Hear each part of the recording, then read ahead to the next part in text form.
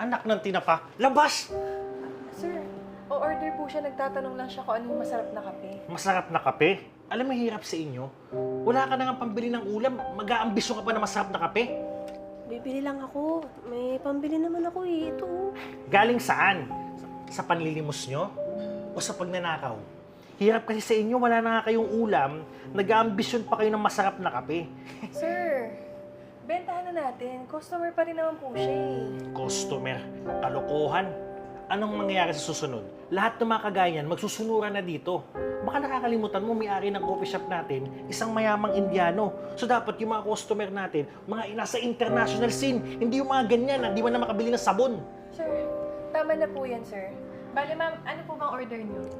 Isang kape de paterol nga po. Sige po, ma'am. Ihatid ko po sa inyo yung kape niyo. Upo po muna kayo, ma'am, ha? Sir, tama na. Bentahan ko na ng kape yan. Sige na, sir.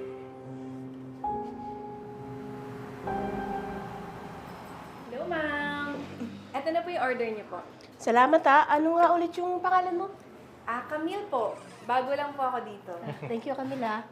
Tapos nagpopo ka pa dito. Yan kapal nga ng mukha na mag-dine in yung dugyot na yan dito eh. Para ano, magpa-aircon sa coffee shop natin. Tapos anong susunod? May kitulog na rin yan dito? Kakape lang ako. Alis